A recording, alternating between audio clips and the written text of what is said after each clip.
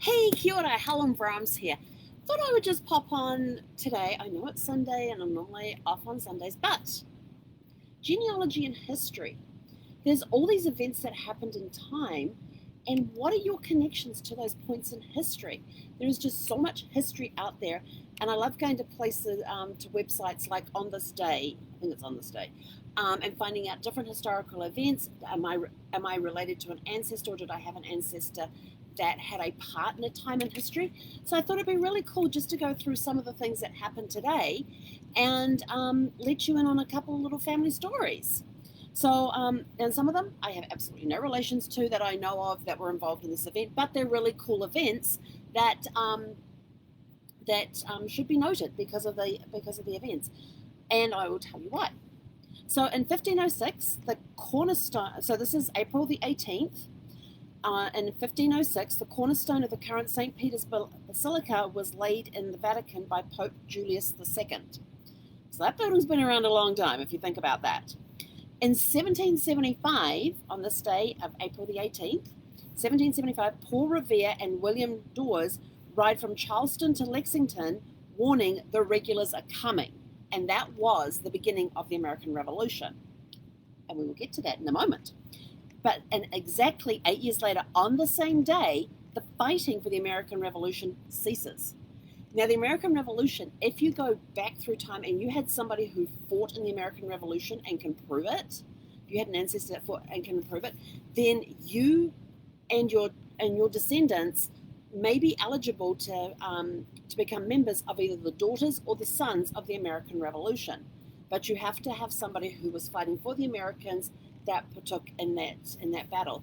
And in looking at my mother-in-law's side of the family tree, when I was researching that, I went to her one day and said to her, "Oh, guess what?" She goes, "What?" I said, "You remember how you've got this particular relative here?" She goes, "Yes." I said, "If I have done everything correctly, and I've like double checked it and triple checked it, but I'm going to get another pair of eyes on it, then you and your granddaughters and their daughters would be eligible for the American Revolution, to apply for the Daughters of the American Revolution." And she was like, "What?"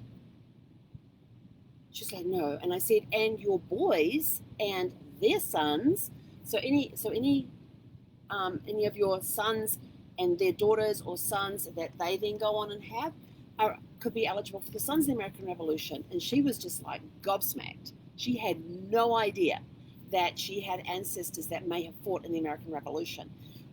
So it's going back and finding those records, and this is why it is so important when you are researching genealogy to check your sources. Where is this information coming from? And how reliable is it? If you are copying somebody's tree that you find on Ancestry or Family Search or anything else like that, they may not have done a thorough search, and you may have incorrect records in there. I was doing this for a client one time, and with this one branch of her family tree that's got two historical figures and a historical event, plus her own direct line was involved in different historical things as well. Because of those connections in there, she could be eligible for the Daughters of the American Revolution, and she had no idea either. So it's kind of cool when you can reveal that to a client, and they're sort of like, "Wow, I didn't know that we went back," and they didn't know that their family went back in the US that far. So keep an eye out for that one. On this day in 1906, the San Francisco earthquake and fire kills nearly 4,000 while destroying 75% of the city. Now, I kind of have a connection to this, kind of, sort of, in my tree. So I have a great-grand uncle, and a great-grand-uncle is somebody who is the brother of a great-grandparent. A great-grandparent. Had to think there for a moment which way it went. Great-grandparent. This guy is actually mentioned in a book called Australia's most dangerous the most dangerous men in Australia, with a question mark. So who are these guys mentioned in this book are the most dangerous men in Australia? He happened to be mentioned in that book.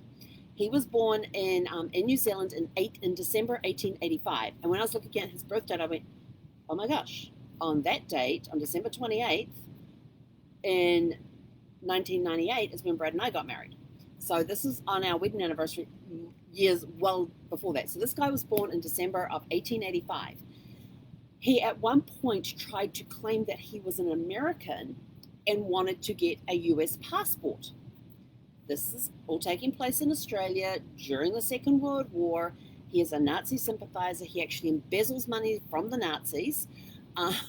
He was horrid. I mean, reading this chapter about him in this book, I'm like, oh my gosh, this guy's terrible. And then I get to the end of the chapter and it says, oh crap, I'm related to him. And I was like, that really kind of just brought it home when you're just reading all this stuff about this guy and what he did and what he got away with and what he didn't get away with and just how bad he really was. But he tried to claim himself as being an American. And he told them that he was actually born in the US. And they said, well, we'll need copies of your American birth certificates and all that. And he says, well, I can't because they were destroyed in the 1906 earthquake in San Francisco. So that was my connection to the San Francisco earthquake. So I thought that was kind of interesting. The Cunard, Cunard liner RMS Carpathia brings 705 survivors from the RMS Titanic to New York City on this day in 1912. We may have a family connection to the Titanic. We're not exactly sure if there is a connection, but we are looking through. My great-grandmother was a harper, and she was from England, and she was from the same area in England that a John Harper, he was actually a Reverend John Harper, was from. Now, in 1906, Reverend John Harper and his wife gave birth in 1906 to a daughter. Unfortunately, the wife died in childbirth. But fast forward 6 years later to 1912, and him and his daughter and a nanny. And we're not sure if the nanny, we have the name of the nanny, but we're not sure if she was a family member on either the wife's side or his side, or if she was actually like a paid nanny. We're not exactly sure about her connection with the family. But they get on the Titanic and they sail across the Titanic. And according to stories from the Titanic, Reverend John Harper was the one that, if you remember the movie in the Titanic, and there's that Reverend standing there saying, have you been saved? Have you been saved? And is basically preaching to those that want to be saved and the sinners and all that. That was supposed to be this guy, Reverend John Harper. His daughter did survive. His daughter and nanny did survive, and they came onto America because they were actually going to, I can't remember the place in America they were going to, but they had been called to be the leaders in the church. And sorry, my phone is buzzing. But his daughter survived, and so did the nanny. But he perished, he went down with the ship. So that's my possible family connection with the Titanic. Then we go to 1924, and since I am a huge puzzle fan, this one I kind of liked. The first crossword puzzle book was published by Simon & Schuster on this day in 1924. So did you have ancestors who liked crossword puzzles as well? They may have been around in that 1924 when that first crossword book came out. In 1925, the World Fair opened in Chicago on this day. I have no ties to that one, that I know. I may have in-laws, on the in-law side there may be ties, but not that I know of because there was nobody in Chicago at the time, but there may be people on that side of the family who may have attended it. I don't know. I'm not sure if we can find out, but I'll figure it out. This one I actually posted on my Facebook wall earlier, that in 1930, the BBC News, this one cracked me up, because I thought, I don't think we will ever, that's probably the one time in history that this was broadcasted, and I don't think we will ever hear this again. But BBC News announcer announced there is no news at 20:45, which for those that don't know military time, it's 8:45 p.m. At the 20:45 news bulletin, and they played music instead. And I thought, we will never ever hear that. We are getting news. If you are watching TV or anything else, you know that there is a lot of dedicated news channels where it's news 24/7. And I'm like, we will never hear those words uttered on a broadcast ever again, that there is no news. So did you have anybody who was in England in 1930 and happened to hear that broadcast? In 1942, Stars and Stripes paper for the US Armed Forces had its first issue go out on this day in 1942. In 1968, the London Bridge was sold to a US oil company and later moved and reassembled in Arizona. And then the last two is in 1976, Alex Haley, the author of the book Roots, was awarded the Pulitzer Prize. Well, that was really cool because it's been a long time since I've read that book, but I remember it being a very powerful book. Loved that book. And in 1983, Alice Walker received the Pulitzer Prize for The Color Purple. So those are some events in history. Do you have any family connections to any of those points in history? There is you can find out some of them very easily with people in the vicinity where these events happened.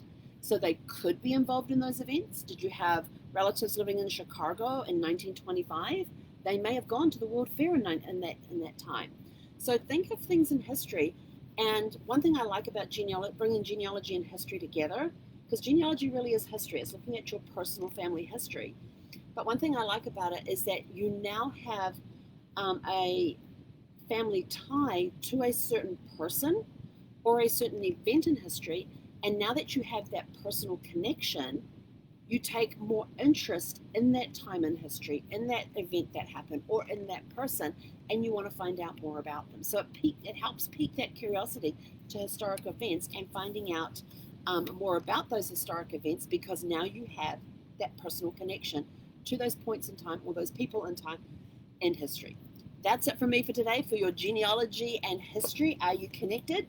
Have a super fantastic sprockling day. If you would like to know more about how to find out if your ancestors were connected to points in time, to points and events in history or people in history, please send me a private message and we can set up a time to talk and see if we can help you find those connections. Hei konera.